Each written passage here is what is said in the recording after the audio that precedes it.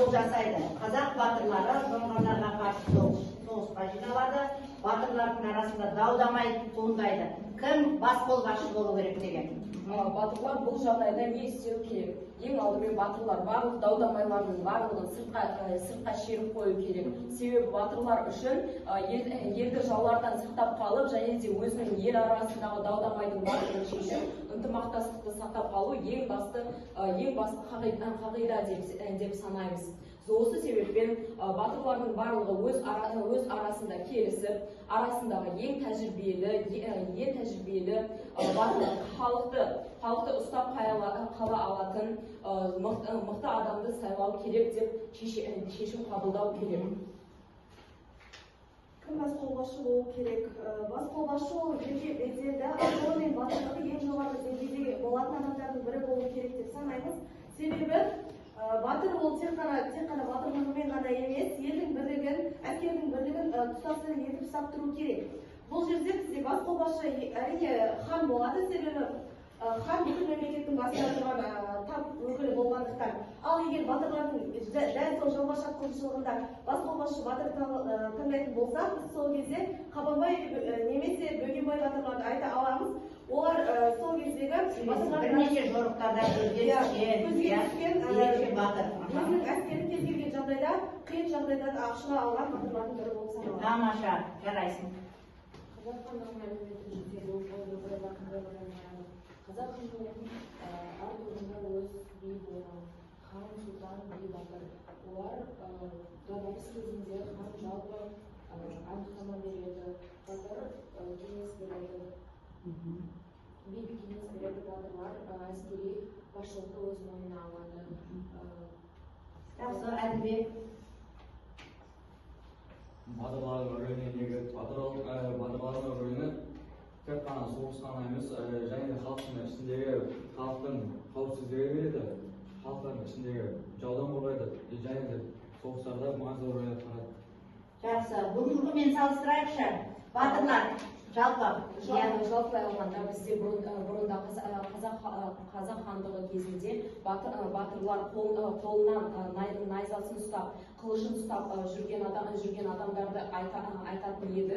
Ол адамдар елді жаудан қорғайтын, жоңғарлардан қорғайтын адамдар болатын. Ал қазіргі таңда бізде батырлар ол қарапайым халықтың арасындағы жүрегінде батылдығы бар, ешқандай істен қорықпайтын адамдарды айта аламыз. Бұл адамдарға біздің мысалға осы 2025 жылы Әлихан Сейітжанұлы деген азамат жасөспірім қызды судан ағып кетуден құтқарып қалады.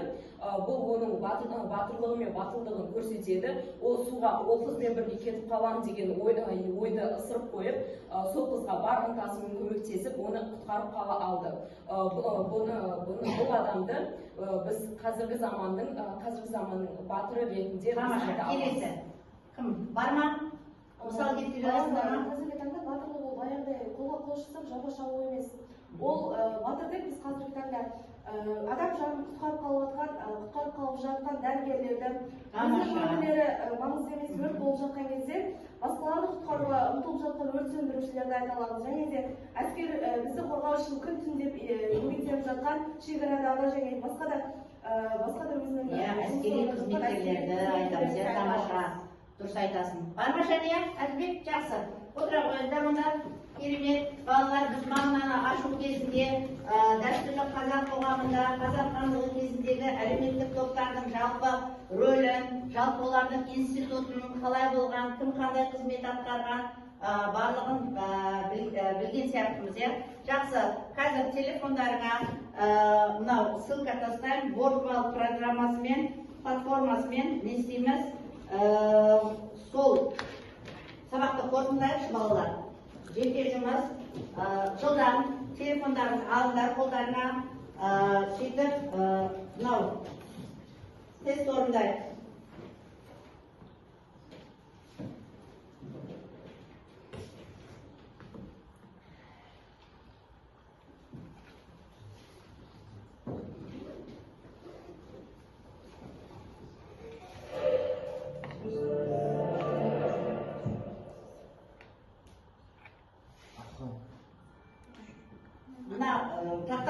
қандай ерекше балдар жылдамдатып.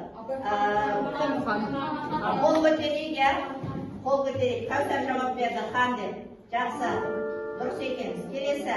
Қол көтеріп бар жауап береміз. Мен өзім айтам, сабаққа қатыспай отқан оқушыларды.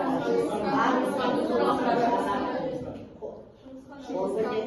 Сендер тыңдамайды екенсіңдер мені, иә? Қол көтереміз, кімді атайын, сол оқушы айтады. Келесі. Так, батырлардың басты рөлі. Так, Ерқуат. Батырлардың басты рөлі ол елді қорғау. Тамаша, дұрыс. Келесі. Қараша, қара халық атауы нені білдіреді? Қол көтереміз. Шахризадан жауап беремін. қоғамның негізгі Жақсы, тамаша. Келесі. Так, би дегеніміз кім? Амина.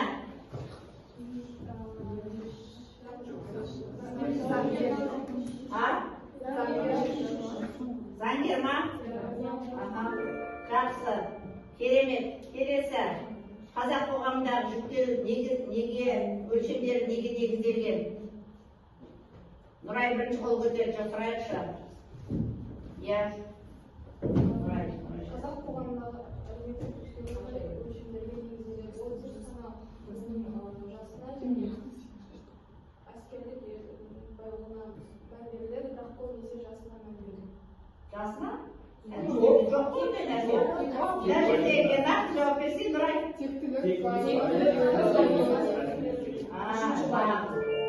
Нұрай қандай екен? Жылдам болуға тырысуымыз керек, Нұрай. Байлардың ерекшелігі. Иә, сөзім айта ғой. Малының көптігі мен арақыласындағы адамдардың ерекшелігі. Тамаша, келесі қоғамында иерархиялық дұрыстығы жаңағы тапсырманы орындағанбыз. Иә, Дана.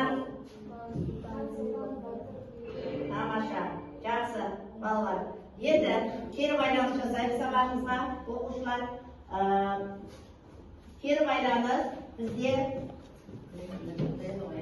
кері байланыс мен оқи салайыншы. Бүгінгі сабақтан алған ең маңызды түсінігім не? Сабақтың қай тұсы саған ең қызықты болды? Қандай сабақ, сұрақ әлі де түсініксіз деп ойлайсың деген сұрақтар. Кәні, айтайықшы, жылдамдатып. Қол көтерейік, ойланамыз ба?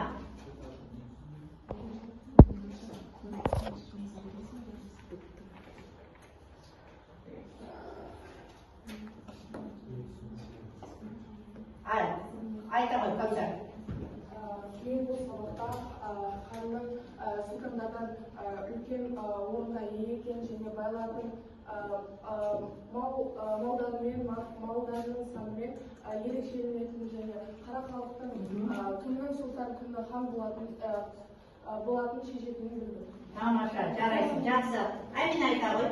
Бүгінгі сабақта ең маңызды түсінік ол бізде хандар мен билердің және басқа да сұлтандардың қандай қызмет атқаратыны және оларға қандай адамдар және оларды қалай сайлану туралы біздің және сабақта Ең қызықты болғаны? оларды қазіргі кезбен салыстыру туралы. Жақсы.